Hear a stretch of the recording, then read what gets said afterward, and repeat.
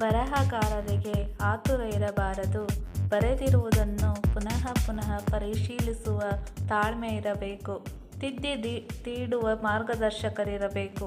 ತಪ್ಪು ಒಪ್ಪುಗಳನ್ನು ಸ್ವೀಕರಿಸುವ ವಿಶಾಲ ಮನಸ್ಥಿತಿ ಇರಬೇಕು. ಆಗಲೇ ಬರಹಗಳು ಸಾಹಿತ್ಯ ಕ್ಷೇತ್ರದಲ್ಲಿ ಸರಿಯಾದ ನೆಲೆ ಕಾಣಲು ಸಾಧ್ಯ. ಬದುಕೆಂಬ ಇಳಿದು ಹೋಗುವ ನಿಲ್ದಾಣದಲ್ಲಿ ಸದಾ ಬಸ್ಸಿನ ಮುಂದಿನ ಸೀಟಿನಲ್ಲೇ ಕುಳಿತು ಪ್ರಯಾಣಿಸುವ ತವಕ. ಆದರೆ ದಿನ ಕಳೆದಂತೆ ಹಿಂದಿನ ಸೀಟಿಗೆ ತಳ್ಳುವ ಕಾಲನ ನಿರ್ಣಯಕ್ಕೆ ಸೋಲಲೇಬೇಕು. ಮರದಿಂದ ಕೆಳಗೆ ಬಿದ್ದ ಹೂವು ಮತ್ತೆ ಅರಳುವುದಿಲ್ಲ. ಆದರೆ ಬೇರುಗಳು ಗಟ್ಟಿಯಾಗಿದ್ದರೆ ಮತ್ತೆ ಹೊಸ ಹೂಗಳು ಹುಟ್ಟುತ್ತವೆ. ಹಾಗೆಯೇ ನಮ್ಮ ಜೀವನದಲ್ಲಿ ಈವರೆಗೆ ಏನನ್ನು ಕಳೆದುಕೊಂಡಿದ್ದೇವೆ ಎಂಬುದಕ್ಕಿಂತ ಇನ್ನೂ ಜೀವನದಲ್ಲಿ ಮುಂದೆ ಎಷ್ಟೊಂದು ಬೆಳೆಯಬೇಕಿದೆ ಎಂದು ಗುರಿ ಮುಟ್ಟಬೇಕಿದೆ ಎಂಬುದನ್ನು ಮುಖ್ಯ.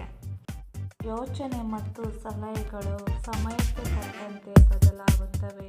ನೀರಿನ ಲೋಟದಲ್ಲಿ ನೊಣ ಬಿದ್ದರೆ ನೀರು ಚೆಲ್ಲುತ್ತೇವೆ. ತುಪ್ಪದ ಡಬ್ಬಿಯಲ್ಲಿ ನೊಣ ಬಿದ್ದರೆ ನೊಣವನ್ನು ಎತ್ತಿ ಬಿಸಾಕ್ತೇವೆ.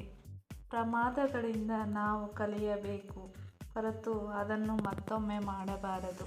ತಪ್ಪು ಮಾಡುವುದು ತಪ್ಪಲ್ಲ, ಆದರೆ ಅದನ್ನು ಪದೇ ಪದೇ ಮಾಡುವುದು ತಪ್ಪು. ತಪ್ಪಿಗೆ ಕ್ಷಮೆ ಇದೆ, ಆದರೆ ಪದೇ ಪದೇ ಮಾಡಿದ ತಪ್ಪಿಗೆ ಅಲ್ಲ. Thank you for watching. Like